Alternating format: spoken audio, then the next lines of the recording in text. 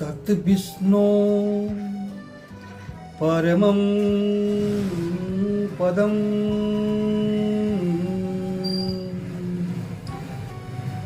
सदा पश्यन्ति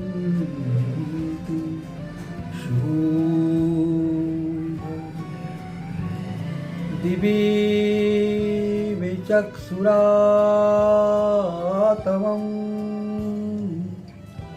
नवः सम्भवाय चेत् मयूभवाय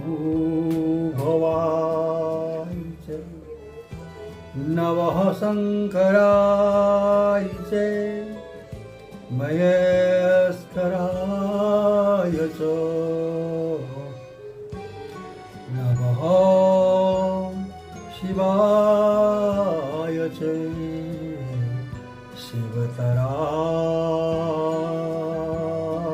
च। जन्म जन्म के साथी मेरे तेरी जय जयकार करूं हर पल सुमिरूं नाम तुम्हारा तेरा ही गुणगान करूं तत् संयम का जीवन राखूं समा का श्रृंगार करूं तेरी जय जयकार करूं भवसागर से पार करूं अंतर्यामी नाथ तुम जीवन के आधार क्षमा करो अपराध सब बीड़ा कर दो पार ओम हरि ओम हरि हरि हरि ओम। मातृशक्ति भगवान की भक्ति में साटक की तरह आस लगाए प्रिय भक्तजनों, आज मैं आपको कुछ भक्ति के बारे में बता रहा हूँ। जैसे मैंने आपको पहले बताया, स्वर्ग की प्राप्ति के लिए दान है और मोक्ष प्राप्ति के लिए भगवान की पूजा है, लेकिन उससे भी महत्वपूर्ण दोनों ही कार्य तब होंगे जब आपका जीवन, दिनचर्या, आपका स्वास्थ्य, आपका शरीर सामर्थ्य होगा। जब शरीर स्वस्थ रहेगा, सामर्थ्य रहेगा, तब हम पूजा पाठ में मन लगा पाएंगे, बैठ पाएंगे। और जब शरीर स्वस्थ होगा तभी हम खूब पैसा कमा के भगवान के निवेदन करेंगे, स्वर्ग प्राप्त होगा। 7 प्रकार के स्वर्ग कहे गए हैं संसार में। जो सुख हैं, तो प्रथम सुख निरोगी काया। जब आपका शरीर आदि व्याधि से, अनेक प्रकार के रोगों से ग्रसित है, आप परेशान हैं, तो आपका पूजा में मन नहीं लगेगा। ना तो आप पूजा कर पाएंगे, ना आपका भगवान की तरफ आकर्षित होंगे, ना दान पुण्य में मन लगेगा। स्वास्थ्य का होना बहुत जरूरी है। तो पहला सुख कहा गया है निरोगी काया। निरोगी काया के लिए आपका आहार व्यवहार, खान पान, रहन सहन, दैनिक दिनचर्या में सुधार होना चाहिए। कि परमात्मा ने आपको जो अनमोल धन दिया है, इस धन की देखभाल करने का भी आपका दायित्व है। ये शरीर, ये आत्मा आपकी खुद की नहीं है। किसी ने आपको दी है कि ये शरीर और आत्मा लेकर के आप मृत्यु लोक का भ्रमण करो और अपने जीवन के सुधार के लिए पुण्य कमाओ। वस्तु मेरी है और जिस दिन मैं वस्तु ले जाऊंगा उस दिन सीधा तुझे ये मानो धन की जगह कहेंगे उसका निधन हो गया। तो इस धन की रक्षा करना, भगवान के द्वारा दिए शरीर की रक्षा करना हमारा प्रथम कर्तव्य है। जब शरीर की रक्षा होगी तभी हम भगवान की ओर बढ़ेंगे। फिर दूसरे के धरोहर का देखभाल करना हमारा कर्तव्य है, क्योंकि हम भगवान ने हमें धन दे दिया, अपना धरोहर दे दी, हमने उसका दुरुपयोग कर दिया। भगवान ने हमें खाने में जीभ में स्वाद दे दिया, जीभ में, और स्वाद हम सब खाने लगे, खूब जो भी मन में आया खाया, जितना आया, कोई विचार ही नहीं किया खाने का, कोई नियम ही नहीं। उस खाने से पेट में अपच हो गया, अपारा हो गया, गैस बन गई, नाना प्रकार के रोग पैदा हो गए। भगवान ने हमें वाणी दी कि संसार में मधुरता खोलो, सुंदरता बोलो, मधुर बोलो, और हमने उसका दुरुपयोग बढ़ा के लोगों को गाली गलौज अनाप शनाप बोलने लगे। तो भगवान के उस धन का दुरुपयोग है। संसार में हमको भगवान ने दिव्य नेत्र दिए हैं कि जाके भगवान का इस मृत्युलोक का दर्शन करो। हमने भगवान की मूर्तियों का, भगवान के मंदिरों का, पवित्र तीर्थ स्थानों का दर्शन नहीं किया, ग्रंथों को पढ़ा ही नहीं, वेद पुराण आदि को पढ़ा ही नहीं, साधु संतों को देखा ही नहीं, उनका भजन स्मरण किया ही नहीं। उल्टा हमने इन आँखों से अश्लील चीज़ें देखनी शुरू कर दी, गंदगी चीज़ें देखनी शुरू कर दी, जीवन में गंदगी भर दी। वो भगवान के धन का दुरुपयोग है। भगवान ने हमको कान दिए हैं सुनने के लिए। क्या सुनने के लिए? मेरे प्रभु के भजन सुनने के लिए, कीर्तन सुनने के लिए, भगवान का गुणगान सुनने के लिए, भगवान की वाणी सुनने के लिए कान दिए हैं। और उस कान से हम दूसरे की बुराई सुनते हैं, गाली गलौज सुनते हैं। तो भगवान का धन का दुरुपयोग है। भगवान ने हमें अपार सीमा में बुद्धि दी है, जिसका हम बुद्धि का विकास करके आज मानव चंद्रमा तक चले गया, सूर्य के करीब चले गया है बुद्धि का विकास करके। हमने उस बुद्धि का विकास करने की बजाय, परोपकार करने की बजाय भगवान के भक्तों को दुख दे दिया, कष्ट दे दिया, उनके लिए नाना प्रकार के षड्यंत्र रच दिए। तो भगवान के दिए हुए धन का ये अनादर हुआ। मेरी बात को ध्यान स्पष्ट से सुनो। वाणी से हमने भगवान का गुणगान ना करके अरल गरल बक दिया, गाली गलौज दे दी लोगों को, बदतमीजी कर दिया। भगवान के धन का ये अनादर है। भगवान ने हमें सुंदर हाथ दिए हैं लोगों की भलाई करने के लिए, दान पुण्य करने के लिए और जन समाज की सेवा के लिए। उन्हीं हाथों से हमने लोगों को बुरा कर दिया, किसी की हत्या कर दी, पेड़ काट दिए, पूरे से पूरे कर्म कर दिए, चोरी कर दी, चकारी कर दी, किसी महिला का शीलहरण कर दिया उन्हीं हाथों से। तो भगवान के धन का दुरुपयोग है। जब धन का दुरुपयोग होता है उसके बाद भगवान उस धन को फिर अपना रखते नहीं है कि तू इस लायक है ही नहीं, उसको ले लेते हैं। क्योंकि जो समय भगवान ने हमें अपनी मोक्ष प्राप्ति के लिए जो शरीर दिया है, मैं तो कहूँगा स्वर्ग प्राप्ति नहीं, मोक्ष प्राप्ति के लिए भगवान ने हमको एक शरीर दिया, मनुष्य जीवन दिया है। इसमें आप तप चप करके भगवान की पूजा आराधना करके शरीर को खटा के खूब गवा के आप एक अलौकिक स्थिति में पहुंच करके मोक्ष प्राप्त करें। पर हमने वही उन इंद्रियों का स्वाद देख करके अपने शरीर को, अपने मन को स्वाद में लेकर के, इंद्रियों को स्वाद में लेके उनका दुरुपयोग कर दिया, जिससे हमें इस जन्म में तो सुख नहीं मिला, आने वाले जन्म भी अपने नर तुल्य कष्ट के लिए तैयार कर दिया। इसलिए ध्यान रहे, प्रथम सुख निरोगी काया, शरीर निरोगी रहे, उसके लिए भगवान के अच्छे अच्छे किताबें, वेद, पुराण, उपनिषद, ऋषियों की वाणी, अनेक सतग्रंथों को पढ़ो, आंखें शुद्ध हो जाएंगी हमारी।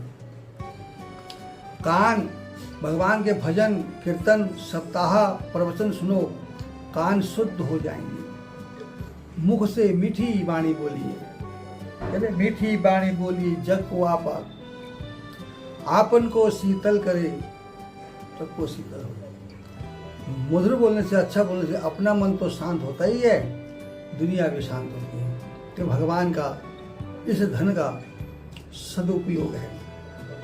और इस शरीर को लंबे समय तक रखने के लिए, धन को रखने के लिए, एक तो अपने खान पान में सात्विक खाना, न तो चरबटा खाएं, कि भागवत गीता में 3 प्रकार के खाने कहे गए हैं। मनुष्य 3 प्रकार की प्रकृति का है, एक सात्विक है, एक राजसी है, एक तामसिक प्रकृति का है।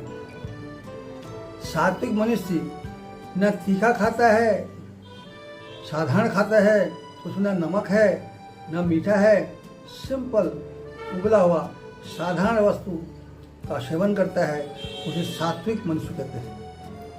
जो राजसी मनुष्य है वो खूब तीखा, चरबटा, मीठा, स्वादिष्ट चीज़ों को खाता है जिसमें स्वाद आए, उसे राजसी कहते हैं। और जो तामसिक प्रकृति के लोग कहे गए हैं वो दुर्गंध वाले भोजन, अधकच्चा भोजन, मांसाहार, लहसुन, प्याज इत्यादि खाते हैं, जिससे उनको भगवान में उनका मन ही नहीं लगता। तामसिक लोग कहाँ भगवान को मानते हैं? ये अंदर ही अपने अंदर अहंकार आता है, एटीट्यूड आ जाता है कि हम ही बड़े हैं, भगवान है ही नहीं। राजसी लोग तो खुद ही कहते हैं हम तो दुनिया को पालते राजा लोग हैं हम। सात्विक लोग कहते हैं कि परमात्मा के सिवाय संसार में कोई नहीं है। ये सात्विक का बहुत महत्व है। तो जीवन की चर्या इस शरीर को सात्विक रख करके समय पर उठना, समय पर पूजा करना, समय पर भोजन करना, समय पर अपने कार्य करना, हर चीज़ की एक नियमावली होनी चाहिए, जिसे कहते हैं टाइम टेबल। ऐसा करने से आपका शरीर बहुत लंबे समय तक चलेगा, और लंबे समय तक चलने से भगवान की भक्ति में जब अपने शरीर को ढालोगे तो भक्ति इतनी ज़्यादा होगी कि भगवान खुद आके आपको मोक्ष प्रदान कर देंगे, मुक्त कर देंगे। जैसे हम बोलते भगवान अपने चरणों में स्थान देंगे। और जहां हमने भगवान की इसी धन का दुरुपयोग किया, इस शरीर में अनेक प्रकार की आदि व्याधि, रोग, दुख, तकलीफ आगे शरीर को घेर लेंगे। हम रुंदन क्रंदन करते हुए शरीर का पूरा हिस्सा, शरीर का क्षय करते हैं, शरीर को नाश कर देंगे। कोई ऐसी बीमारी लग जाएगी शरीर में अगर हमने भगवान का शरीर का धन की रखवाली नहीं करी तो। इसलिए भगवान की भक्ति के सबले प्रथम सुख निरोगी काया, अपने शरीर को ऐसा स्वस्थ रखें कि आप न बीमार पड़ें और स्वस्थ होकर भगवान की पूजा करें, भगवान का ध्यान करें, जप करें और अपनी मोक्ष प्राप्ति के लिए नेशनल हाईवे बनाएं। भगवान के द्वार से मोक्ष प्राप्ति की ओर आपका रास्ता जाए। दूसरा सुख है घर में हो माया। जब शरीर स्वस्थ होगा तो आप मेहनत भी करोगे, पैसा कमाओगे। उस पैसे का आपने दुरुपयोग नहीं करना है, सदुपयोग, संचय करना, आपको जमा करना है। जिसका हमने बताया जितना आप मेहनत से कमाओगे उसका 10% तो आपने दान पुण्य के लिए लगाना ही लगाना है। 10% लगाना आपने अपने भविष्य के लिए। आज कमा रहे हो और तो 2 साल बाद कमाने लायक ना रहे, ऐसी स्थिति बीच में आ जाती है कि आदमी के जो है इनकम का जो साधन बंद हो जाते हैं। उसको संचित धन से ही गुजारा करना पड़ता है। इसलिए कम से कम 10% या 20% पैसा संचित करना चाहिए। जब पैसा बैंक में होगा आपका तो आपको कोई टेंशन चिंता नहीं रहेगी, अगर काम नहीं होगा तो अपने भगवान की पूजा ध्यान में लगे रहोगे। दूसरा धन है घर में हो माया, तब जाके आप भगवान की ओर जाएंगे और भगवान की भक्ति। अब भक्तों, पूजा पाठ तो सभी लोग करते हैं, हर घर में मंदिर होगा। शाम को हर कोई घंटी बजाता है, पूजा करते हैं, धूप बत्ती ला देते हैं। जहाँ गाड़ी के कचरे से निकली धूप ही क्यों ना हो, हर कोई अपने घर में जला देता है। घर के बाहर दिया जलाते हैं। इनको पता ही नहीं है पूजा कहते किसको, पूजा किस लिए करते हैं। मेरा ये ब्लॉग ध्यान से सुनिए और इस पर अमल कीजिए। गारंटी से कहता हूँ मैं आपको भगवान तक मिलवा दूंगा, आप मेरे कहने पर चलो। अक्सर हम भगवान की धूप बत्ती करते हैं, पहले ही मांग देते हैं। पहले तो बोल देते हैं तन मन धन सब कुछ है तेरा, तेरा तुझको अर्पण क्या लागे मेरा। पहले तो हम यही बोल देते हैं भगवान सब कुछ तो तेरा है, हम तेरा तुझको चढ़ा रहे हैं, पर चढ़ाया कुछ भी नहीं है। मन में भाव रखते हैं चढ़ाया तो हमने 1 रुपया है, खोटा सिक्का चढ़ाया है, मन में बोलते थे। और फिर बोलते थे भगवान को रूपम देहि जैन देहि यशो देहि दिशो देहि, पुत्रनाम विद्याम देहि धनम देहि यश देहि यश कीर्तिम देहि। भगवान हमें सुंदरता दे, धन दे, यश दे, समृद्धि दे, पुत्र को विद्या दे, शत्रु का दमन कर, सब कुछ मांग लेते भगवान से हम। तो दिया कुछ नहीं, भगवान को भाव प्रकट किए कि तन मन धन सब कुछ है तेरा, तेरा तुझको अर्पण क्या लागे मेरा।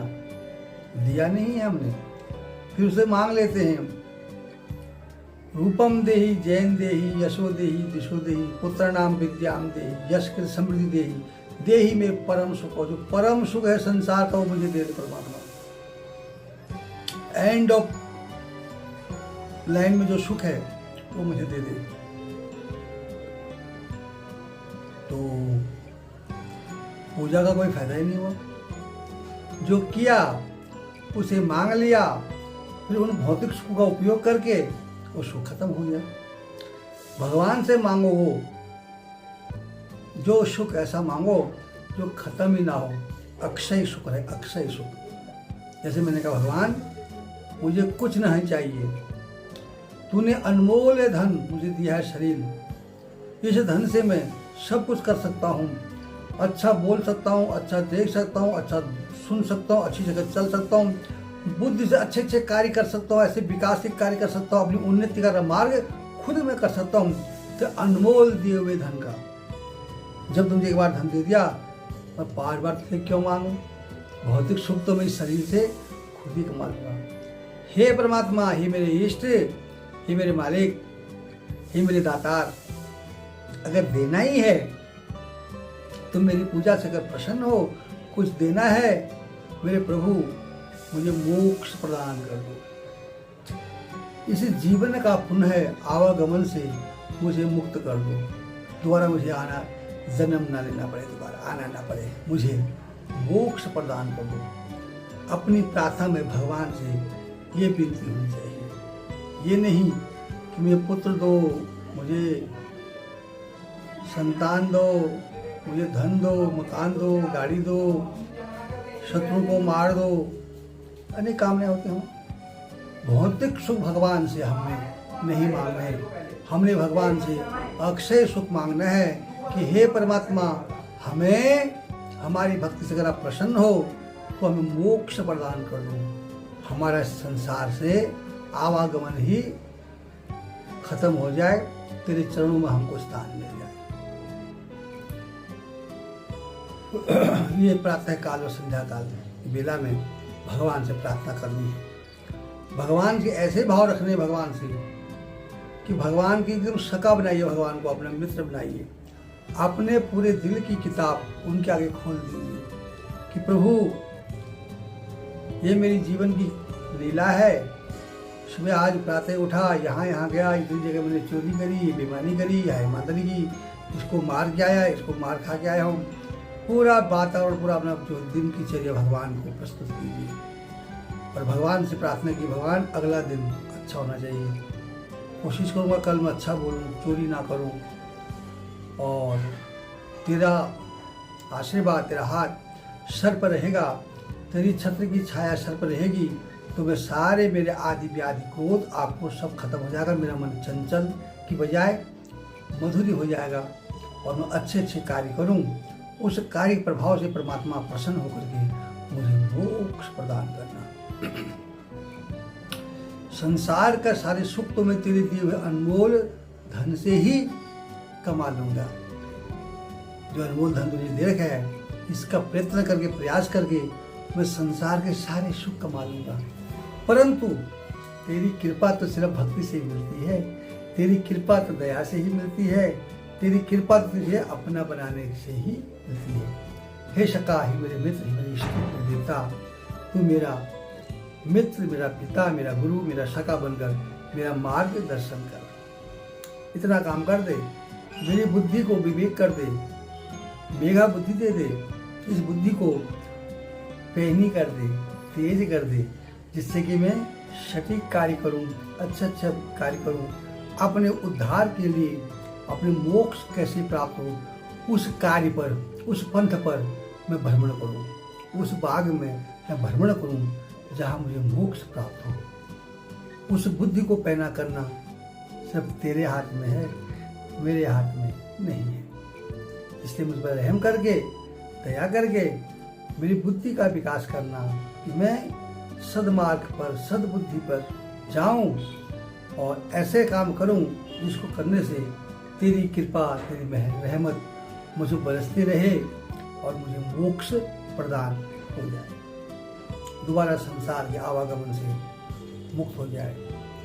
ये जो माता पिता तूने मुझे दिए हैं, अनंत कृपा करी है तूने, भाई दिए, बहन दिए, सारे रिश्ते दिए, पत्नी दी, पुत्र दिए, ये सब, ये धन जो है ये मेरा नहीं है, ये तेरा, तुझको अर्पण, ये सब तुझको अर्पण है। माता पिता, भाई बहन, मित्र, सखा, पत्नी, जो रिश्ते हैं, जिसकी माया जाल में तूने हमें बांध रखा है, हे गोविंद, इस माया जाल को हम तेरे हवाले करते हैं। इनका तू भरण पोषण तू कर भाई, और मैं तो तेरी राह पे चला, मैं तो मोक्ष प्राप्ति की ओर चला। मुझे तो अपनी शरण ले, अपनी संगता दे, जहाँ से रास्ते से मुझे मोक्ष प्राप्त हो। ये नहीं कि जो तन मन धन सब तेरा, तन तो प्रभु का है ही, मन भी प्रभु का है ही, और धन आपकी मेहनत से कमाया है। ये नहीं, जो तूने मुझे इस संसार को चलाने के लिए व्यवस्था बनाई है, माता पिता जहाँ उलझा के रखा अपनी योग माया के द्वारा, मेरे ये पैर में बेड़ियाँ हैं जिससे मैं अपना उद्धार नहीं कर पा रहा हूँ। कुछ करता हूँ तो माँ बाप की याद आती है, बच्चों की याद आती है, बीवी की याद आती है, उनके एफर्ट्स कमाने के लिए जीवन घूम जाता है उनके ऊपर। मैं तेरे लिए कुछ नहीं कर पाता हूँ। हे गोविंद, मैं तुझे भूल जाता हूँ। हे गोपाल, मेरे अंदर से ये माया जाल को खत्म कर दे। ये सब तेरे हवाले है। मुझे तो अपने चरणों में शरण दे, अपनी ऐसी बुद्धि दे मुझे कि मैं तेरे बताए रास्ते पर चलूं और मोक्ष प्रदान करूं। दोबारा आवागमन के चक्कर से मैं मुक्त हो जाऊं। ऐसी भगवान से प्रार्थना करनी चाहिए मोक्ष प्राप्ति के लिए। आज इतना ही, शेष कल फिर नए विचारों के साथ, नई ऊर्जा के साथ आपसे वार्तालाप करेंगे। तब तक के लिए अपने विशेष ध्यान रखिएगा। भगवान गोविंद आप पे सदा कृपा करें। आपका दिन शुभ हो, मंगलमय हो। आपके परिवार में यश कीर्ति समृद्धि बनी रहे। जय श्री कृष्णा, जय गोविंद, जय गोपाल। कल फिर नए ब्लॉग के साथ फिर मिलेंगे।